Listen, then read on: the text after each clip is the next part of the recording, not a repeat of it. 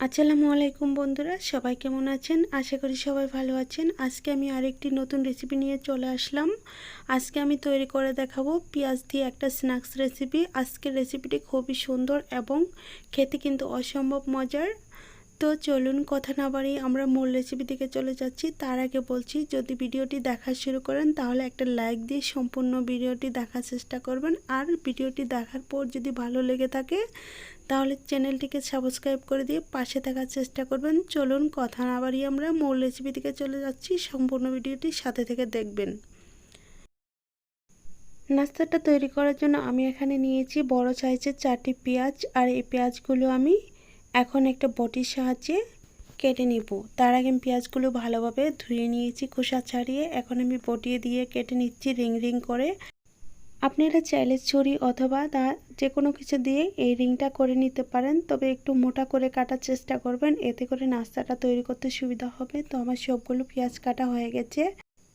এখন আমি ভিতরের রিংগুলো একটা একটা করে খুলে আলাদা করে নিব। আর এটা একটু সাবধানে করতে হবে যাতে করে রিংগুলো ভেঙে না যায়, আর ভেঙে গেলে নাস্তাটা দেখতে ভালো লাগবে না।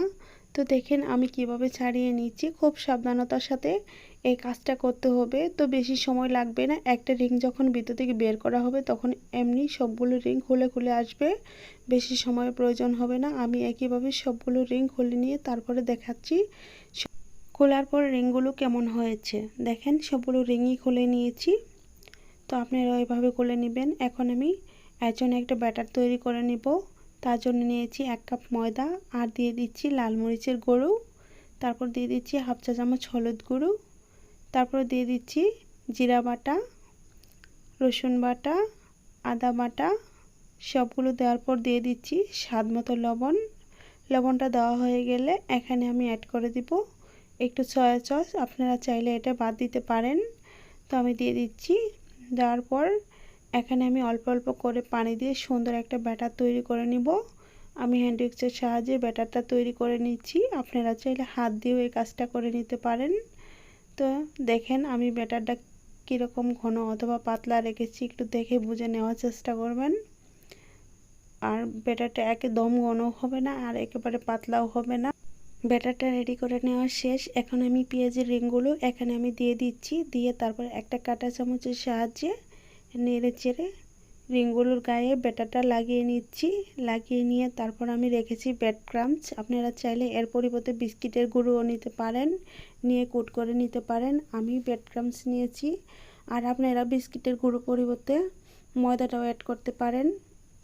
দেখেন আমি কিভাবে কুট করে নিয়েছি ময়দা লাগিয়ে। তারপর এখন ব্রেড ক্রাম্বসের উপরে রেখে তারপর আমি পেঁয়াজের রিংগুলো সুন্দরভাবে কুট করে নিয়েছি। এখন আমি চুলায় চলে যাব এগুলো ভাজার জন্য। তো আমি একইভাবে সবগুলো কুট করে নিয়ে তারপর চুলায় চলে এসেছি। চুলায় আমি আগে থেকে তেল গরম করে রেখেছিলাম, আর সেই গরম তেলে দিয়ে দিচ্ছি।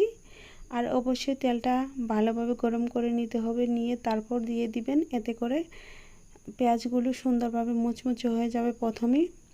আর এটা বেশি ভাজার প্রয়োজন নেই, 3 থেকে 4 মিনিট ভাজার পরেই নামিয়ে নেওয়া যাবে। যেহেতু আমরা পেঁয়াজের নাস্তাটা বানিয়েছি, পেঁয়াজ সিদ্ধ হতে বেশি সময় লাগে না। তো ভাজা হয়ে গেছে 3-4 মিনিটের মধ্যেই। এখন আমি এগুলো নামিয়ে নিয়ে তারপর সার্ভ করে দেখাচ্ছি সবগুলো নাস্তা কেমন হয়েছে।